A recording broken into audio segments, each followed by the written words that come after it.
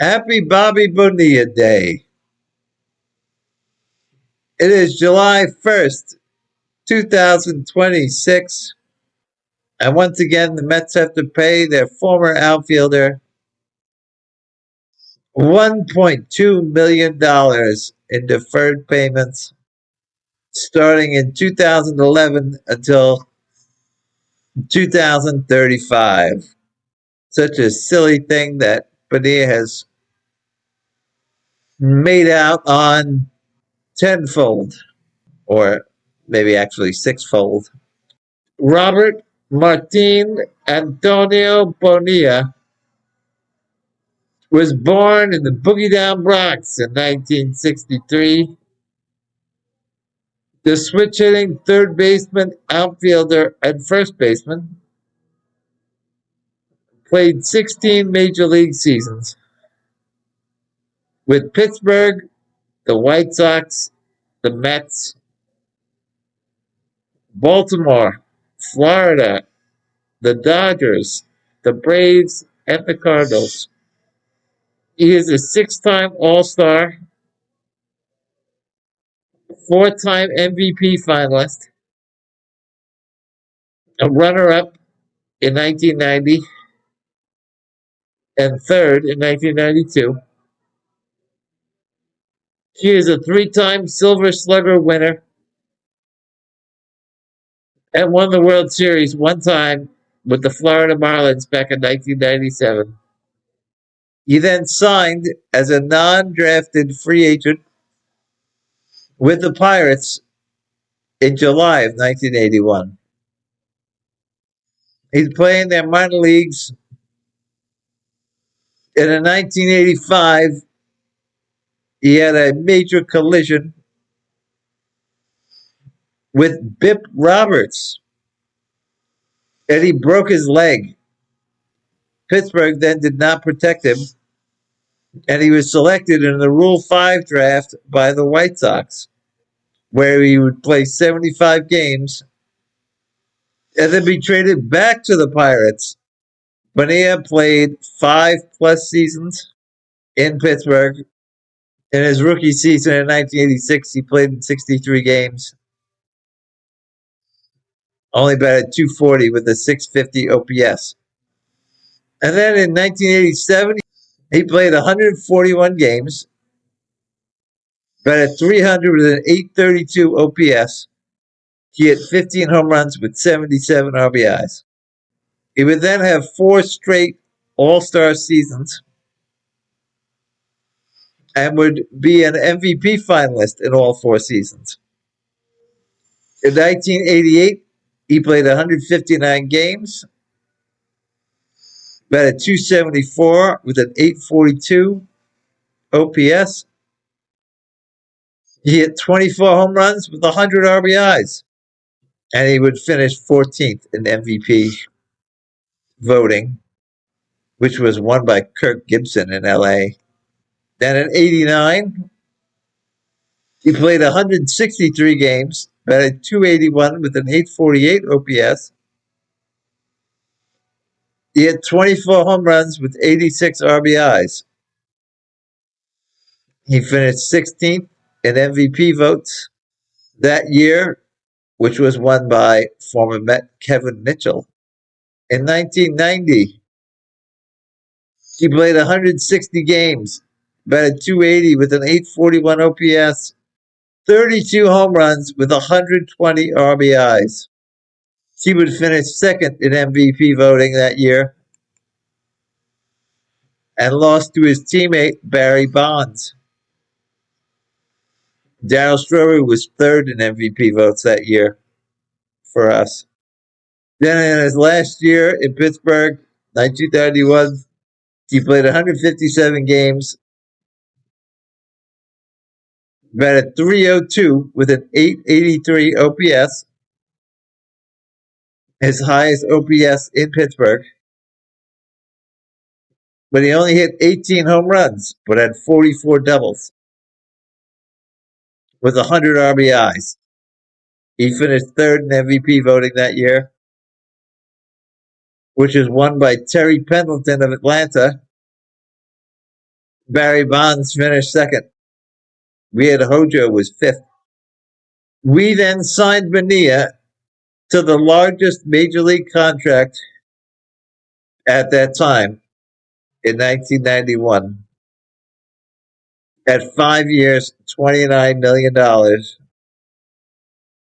which was about 5.8 million a year. In his first year, he received 6.2 million. Danny Tartabull was second at 5.3 million a year, and Doc Gooden was third, getting 5.1 million that year. The largest contract before that was Darryl Strawberry. The Mets let Straw go, and the Dodgers had signed him to 5 years, $22.25 million in 1990. So I guess the Mets were trying to make up for the loss of Strawberry. He then came to New York and had his lowest average in OPS during his prime, as many players do when they first come to New York. He played 128 games. He batted 249 with a 779 OPS. Hit 19 home runs with 70 RBIs. That's better than most of our team today. In 93, he played 139 games, batted 265 with an 874 OPS, 34 home runs, and 87 RBIs. He was also an all-star. In 94, he played 108 games, batted 290 with an 878 OPS. He had 20 home runs with 67 RBIs. He would never have 100 RBIs as a Met. It seems to be very difficult for any Met to have 100 RBIs ever. And then in 1995, he played 80 games for us, batted 325 with a 984 OPS. He had 18 home runs and had 53 RBIs. So on a pace to have 36 homers and 106 RBIs, and we traded him. We traded him to Baltimore, basically for Alex Ochoa. That was not a good trade for us. But I'd like to compare the last 4 years he played in Pittsburgh to basically 4 years he played in New York. If you look at his stats in Pittsburgh, his last 4 years, he played 639 games, batted 284 with a 359 on base percentage, 495 slugging, and an 854 OPS. He had 682 hits, which is about 170 a year, 98 home runs, which is about 24 and a half a year, and 406 RBIs. That's 101 RBIs a year.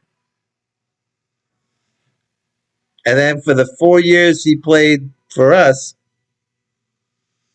he played 516 games, 165 less, batted 285, that's about the same, 366 on base percentage, slightly higher,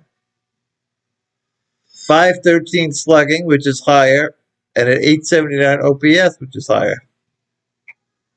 But he averaged less hits. He had 541 hits, which is 135 a year. Did hit about the same home runs, 101 homers, which is about 25. But he averaged about 80 RBIs with 323. Big difference in those teams, I would say. He then played the rest of 1995 with Baltimore. He played 61 games, batted 333 with a 936 OPS, 10 home runs, and 46 RBIs in 61 games. And they went to the ALCS. He then was a free agent and signed with Florida. 4 years, 23 million to about 5.8 million a year, about the same value as the deal he signed with the Mets, and would win a World Series with the Marlins that year.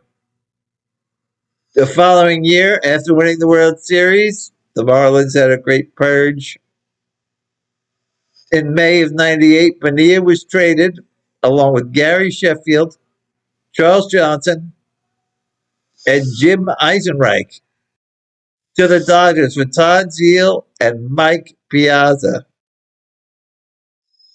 And if you remember that story, 8 days later, Piazza was then traded to us for Preston Wilson and another player. What a trade for us. Zeile was not actually part of that deal. He signed with the Mets as a free agent in 2000. 6 months later, we traded for Bonilla with the Dodgers for Mel Rojas, and he would go to the NLCS with us. I totally forgot that we had Bonilla and Mike Piazza on the same team. He didn't play well, and he did not get along with Bobby Valentine, winning the NLCS after Game 5 and Robin Ventura's Grand Slam single.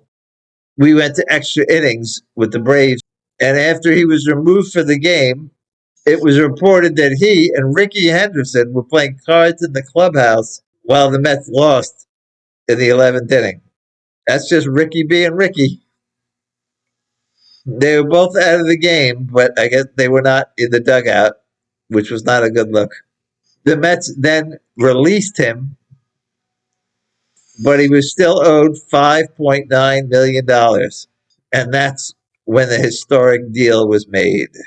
Bonilla agreed to wait until 2011 to start being paid the money the Mets owed him and would pay him until 2035. But that 5.9 million that they owed him will work out to be 29.8 million. What a fleecing. And what an amazing story that will go down in the history of the Mets. And if that wasn't enough, he also has another contract with the Mets and the Orioles that pays him $500,000 a year for 25 years from 2004 to 2039. And interestingly, that was not the end of Bonilla's career. He would sign with the Braves the next year in 2000. He played 114 games, about 255 with a 754 OPS. That's still better than some of our players today. He then signed with St. Louis, where he played 93 games, only batted 213 with 647 OPS. There was also the year that Albert Pujols emerged. So all in all, he played great for the Pirates. He played really good for us. Had a really good career. And for the next 9 years, we get to say Happy Bobby Bonilla Day.